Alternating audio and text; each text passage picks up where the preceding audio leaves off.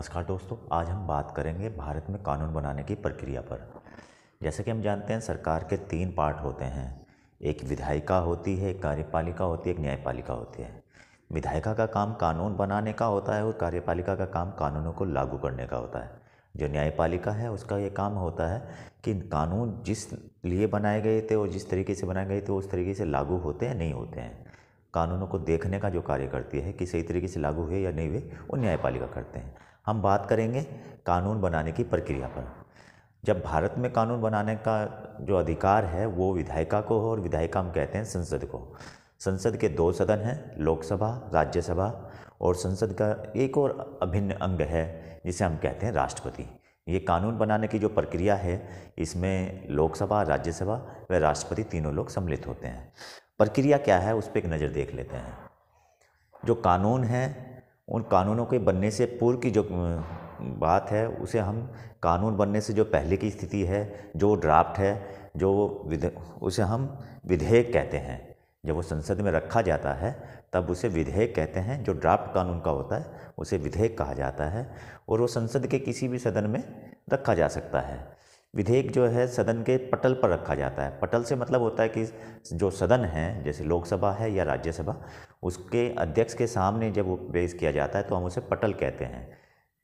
तो कोई फिर ये कानून बनाता कौन है, कितने प्रकार के होते हैं?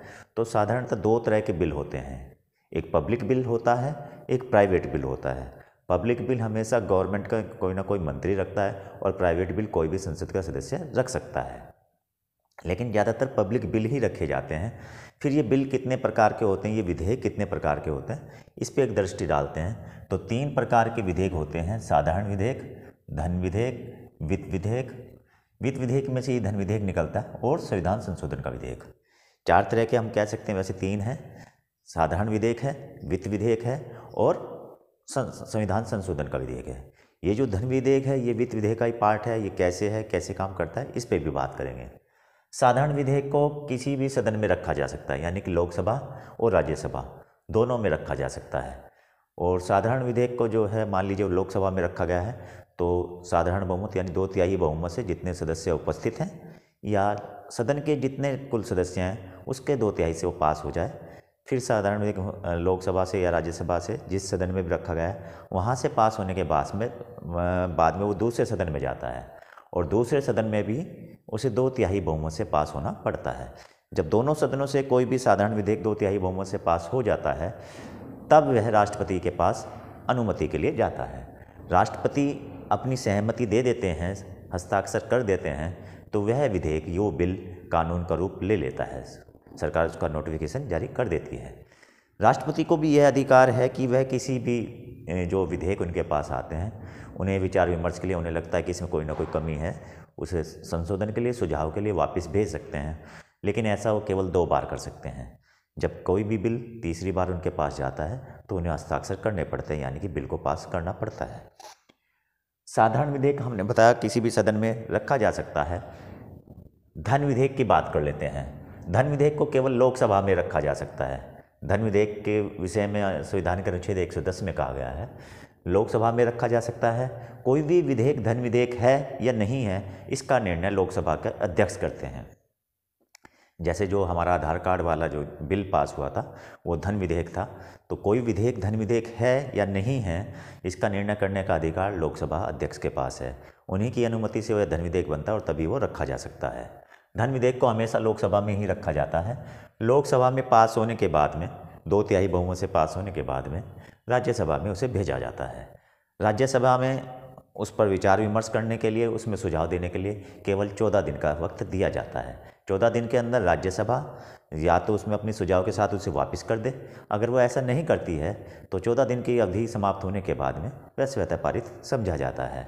तो धन विधेयक के संबंध में राज्यसभा को कोई विशेष अधिकार नहीं है, या ये कहें कि ज़्यादा पावरफुल लोकसभा है। साधारण विधेयक में भी यही बात है। साधारण विधेयक में भी अगर किसी बिल पर डिस्प्यूट होता है, दोनों सदनों में कोई मतभेद होता है, तो राष्ट्रपति उन दोनों का संयुक्त सदन बुला सकते हैं। और जैसा कि हम जानते हैं कि लोकसभा में के सदस्यों की संख्या अधिक है और बहुमत जिसका होता है उसी की सरकार होती है, तो ये जाहिर सी बात है कि जब संख्या की बात आती है तो लोकसभा साधारण विधेयक को भी अपने फेवर में ले लेती है। तीसरा आता, अब धन विधेयक होंगे कौन कौन से, ये भी एक है। वो तो ठीक है कि लोकसभा के अध्यक्ष तय करते हैं। एक तो किसी भी प्रकार का संचित निधि या आकस्मिक निधि, दो निधियां होती हैं, उनमें पैसा जमा करना हो सरकार को या निकालना हो। संचित निधि और आकस्मिक निधि, इन दोनों निधियों में अगर पैसा जमा करना या निकालना है तो वह जो है धन विधेयक होगा। दूसरा, किसी भी प्रकार के नए टैक्स लगाना हो या पुराने टैक्स हटाने हो, कर का जो प्रावधान है उससे संबंधित भी कोई अगर विधेयक है तो वो भी धन विधेयक में आएगा। तीसरा है वित्त विधेयक। जो वित्त से संबंधित जितने भी मामले हैं वो वित्त विधेयक में आ जाते हैं। वित्त विधेयक और धन विधेयक के संबंध में एक अक्सर क्वेश्चन छोटा सा आ जाता है कई बार परीक्षाओं में कि सभी धन विधेयक वित्त विधेयक होते हैं लेकिन सभी वित्त विधेयक धन विधेयक नहीं होते हैं। इसका मतलब यह है कि जो धन विधेयक है वो निकलता वित्त विधेयक में से ही है। धन विधेयक जो है वो वित्त विधेयक का ही पार्ट होता है, वित्त विधेयक में से ही धन विधेयक निकलता है। वित्त विधेयक का भी यही है कि लोकसभा में रखा जा सकता है और 2/3 बहुमत से पास होगा, राज्यसभा से पास होगा, दोनों से पास होने के बाद में राष्ट्रपति से सहमति लेनी अनिवार्य है। तीसरा, संविधान संशोधन विधेयक। संविधान में जब कोई संशोधन करना हो तब इसके लिए दो प्रक्रियाएं हैं, एक सामान्य प्रक्रिया, एक विशिष्ट प्रक्रिया है। मान लीजिए किसी भी नए राज्य को बनाना है या पुराने राज्य की सीमाओं में विस्तार या उसमें सीमाओं को फेरबदल करना है तो ये संशोधन दोनों ही सदन में रखा जा सकता है, राज्यसभा में भी और लोकसभा में। इसमें दोनों की पावर लगभग समान है, कहीं अधिक नहीं है, दोनों ही में रखा जा सकता है। चर्चा होती है, 2/3 बहुमत से पास होने के बाद में राष्ट्रपति उसको अनुमोदन देता है। लेकिन अगर किसी राज्य की सीमा या किसी दूसरे देश के साथ, जैसे बांग्लादेश के साथ हमने सीमा का विस्तार किया और उसे निपटारा किया है, तो ऐसे में उस राज्य की विधानसभा के से भी वो पारित यानी राज्य से भी पारित होना अनिवार्य है। इसके संबंध में अनुच्छेद, संविधान का अनुच्छेद 368 विस्तार से बताता है। कानून बनाने का ये जो विधेयक की प्रक्रिया है, ये साधारण विधेयक, धन विधेयक, वित्त विधेयक और संविधान संशोधन। इसके अलावा जब सदन का सत्र ना चल रहा हो तब सरकार क्या करे। लोकसभा या राज्यसभा का सत्र ना चल रहा हो, अमूमन शीतकालीन सत्र या ग्रीष्मकालीन सत्र चलते हैं या विशेष सत्र भी सरकार बुला सकते हैं, लेकिन सत्र नहीं चल रहा है, सत्र आहूत नहीं है, तब ऐसी कंडीशन में कानून बनाना अनिवार्य हो तो सब सरकार क्या करे, या सरकार की मंशा में कुछ कानून विशेष लगते हों। जैसे अभी जो लेटेस्ट कृषि बिल पर जो विवाद है वो यही है कि वो शुरू में अध्यादेश जारी किया गया, तो सरकार ऐसी कंडीशन में अध्यादेश जारी करती है। अध्यादेश जारी करने का मतलब है सत्र नहीं चल रहा है तो राष्ट्रपति की मंजूरी से, कैबिनेट में पास होने के बाद में राष्ट्रपति की मंजूरी से 6 महीने के लिए कोई भी कानून जारी किया जा सकता है, अध्यादेश जारी किया जा सकता है। 3-3 महीने की अवधि के लिए होता है। शुरू में 3 मंथ की अवधि में के लिए रखा जाता है। 3 मंथ की अवधि तक के बाद में उसे सदन का सत्र आहूत करना पड़ता है, उसमें पास कराना पड़ता है। और तब भी अगर सत्र नहीं चल रहा है तो 3 महीने और विस्तारित किया जा सकता है, लेकिन 6 महीने के पश्चात उसे दोनों सदनों से पास कराना अनिवार्य होगा। तो विपरीत परिस्थितियों में अध्यादेश जारी कर राष्ट्रपति अनुच्छेद 123 में अध्यादेश जारी करने का अधिकार दिया गया है। अब ये जो जितनी बातें हमने की कि कानून बनाने की ये प्रक्रिया है, लेकिन कानून बनाने की इस प्रक्रिया से पहले भी एक लंबी प्रक्रिया है। कानून 1 या 2 दिन में नहीं बनता, कानून कहीं लंबी प्रक्रिया से होकर गुजरता है। सबसे पहले संबंधित विभाग उस प्रस्ताव को तैयार करता है। सरकार को जिस विषय पर लगता है कि कानून बनना चाहिए, जैसे कृषि बिल का भी हुआ होगा, तो सबसे पहले कृषि से संबंधित जितने विभाग हैं उन्होंने अपने अपने प्रस्ताव तैयार करे होंगे, सुझाव दिए होंगे, टीका टिप्पणी की होगी।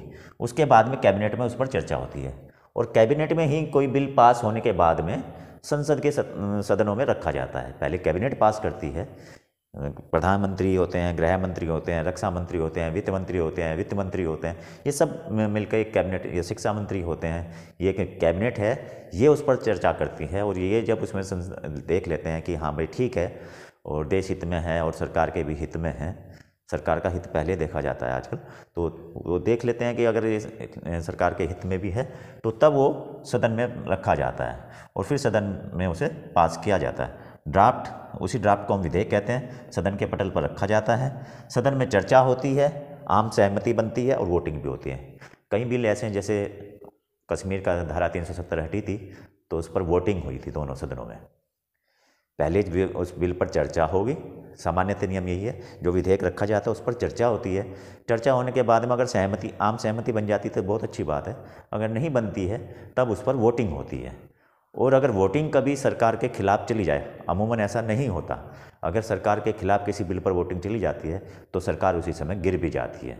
इसीलिए ये कहावत, ये भी क्वेश्चन कई बार आता है कि सरकार के सभी मंत्रिमंडल या मंत्री एक साथ तैरते और एक साथ डूबते हैं। उसका कारण यही है कि उनकी जो जवाबदेही है, जो जिम्मेदारी है, वो लोकसभा में के प्रति है और वो संसद के प्रति है, वो कलेक्टिव है, अलग अलग मंत्री किससे नहीं है। तो सदन में चर्चा होगी, आम सहमति होगी, बनती है तो ठीक है, नहीं तो वोटिंग होगी। और कई बार ऐसा भी होता है कि दोनों सदनों में सहमति, मान लीजिए लोकसभा में बिल रखा गया है तो सदन में सहमति बन जाती है सत्ता पक्ष और विपक्ष में कि नहीं, इसमें अभी कुछ कमियां खामियां रह गई हैं चर्चा के बाद, तो वो अस्थायी समिति के पास भेज दिया जाता है। अस्थायी समिति में भी लगभग 31 सदस्य होते हैं, 21 सदस्य सत्ता पक्ष के होते हैं और 10 सदस्य विपक्ष के होते हैं। तो अस्थायी समिति में भी उस पर विस्तार से चर्चा होती है और समिति अपना जो सुझाव देती है उसके बाद में फिर वो सदन में लाया जाता है और सदन फिर उस पर चर्चा करता है, पर प्रस्ताव पास होता है। वो पूरी प्रक्रिया फिर दोबारा से दोहराई जाती है। एक सदन में 2/3 बहुमत से पास होने के बाद फिर दूसरे सदन में भेजा जाता है, वहाँ से भी 2/3 बहुमत से पास होने के बाद में फिर राष्ट्रपति की स्वीकृति के लिए भेजा जाता है। राष्ट्रपति की स्वीकृति मिलने के बाद में कोई भी विधेयक कानून का रूप ले लेता है और सरकार फिर उसका ड्राफ्टिंग जारी करती है, उसकी अधिसूचना नोटिफिकेशन जारी करती है और फिर ऊपर से मंत्री से लेकर, विभाग से लेकर नीचे तक, कार्यालय तक उसे फिर लागू करने की प्रक्रिया की जाती है। इस सब प्रक्रिया के अलावा भी ये जितनी हमने बताई कि सदन में इस तरह से कानून बनते हैं, संविधान का अनुच्छेद 246 एक विशेष बात कहता है। संविधान में पूरे विस्तार से एक एक चीज़ें इस देश के लिए खोली गई है ताकि कहीं कोई विवाद और मतभेद ना हो, क्योंकि हम जानते हैं कि भारत एक संघात्मक देश भी है और एकात्मक भी है। केंद्र को ज़्यादा शक्तिशाली बनाया गया है, लेकिन उसके बावजूद भी राज्यों के भी अपने अस्तित्व बचे रहें, संघ का अपने विषय बचे रहें, इस पर भी विशेष जोर दिया गया है। तो ऐसी परिस्थिति में केंद्र और संघ में के राज्यों के बीच कोई मतभेद ना हो, कोई टकराव ना हो, क्योंकि सरकारें अलग अलग पार्टियों की हो सकती हैं। पंजाब में अभी कांग्रेस की सरकार है, केंद्र में भाजपा की है, कृषि बिल पर टकराव है, पंजाब से किसान दिल्ली तक कूच कर गए। ये टकराव ना हो, ऐसी परिस्थितियों में क्या हो, तो संविधान का अनुच्छेद 246 कहता है कि 3 सूची हैं, संघ सूची, राज्य सूची, समवर्ती सूची। संघ सूची में जो विषय हैं उन पर कानून बनाने का अधिकार केंद्र सरकार को है, संघ सरकार को है। और इसमें जब संविधान बना था तो 97 विषय थे, आज 100 हैं। राज्य सूची में जो विषय हैं उन पर कानून बनाने का अधिकार राज्य को है, लेकिन अगर राज्य को खुद लगता है कि ये राज्य का विषय नहीं है, ये केंद्र के हित का विषय है, तो वह सहमति से, राज्य अपनी सहमति से उस राज्य सूची के विषय को केंद्र को समर्पित कर सकता है। तो राज्य सूची में जो विषय हैं 66 विषय थे जब संविधान बना था, आज 61 हैं, उन पर राज्य कानून बनाता है। समवर्ती सूची में जो विषय हैं उन पर केंद्र व राज्य दोनों मिलकर कानून बनाते हैं। इसमें 47 विषय थे जब संविधान लागू हुआ था, लेकिन आज इसमें 52 विषय हैं। तो समवर्ती सूची पर दोनों लोग कानून बना सकते हैं। और कई बार ऐसा होता है कि दोनों में मतभेद हों तो तब केंद्र की ज़्यादा चलती है, तब केंद्र का ने जो निर्णय लिया है वो मान्य होगा। तो इस तरह से संघ सूची, राज्य सूची और समवर्ती सूची में विषय को डिवाइड किया। जैसे रेल है, आपने कभी नहीं सुना होगा कि उत्तराखंड की रेल, उत्तर प्रदेश की रेल, हम हमेशा कहते हैं भारतीय रेल। सेना है, संघ सूची का विषय है, भारतीय सेना। पुलिस, हम अलग अलग राज्यों की पुलिस राज्य का विषय है, उत्तराखंड पुलिस, हरियाणा पुलिस। तो इस तरह से ये विषय बटे हुए हैं। इसके बावजूद भी अगर कोई विवाद होता है तो तब ज़्यादातर जो जिम्मेदारी है वो केंद्र सरकार की और केंद्र की ही चलती है। तो उम्मीद करता हूँ कि आपको ये सब चीज़ें समझ में आई होगी। अगर समझ में आया है, लगता है कि ठीक वीडियो बनी है, तो इतनी रिक्वेस्ट जरूर करूँगा कि आप इस वीडियो को शेयर जरूर करें। धन्यवाद।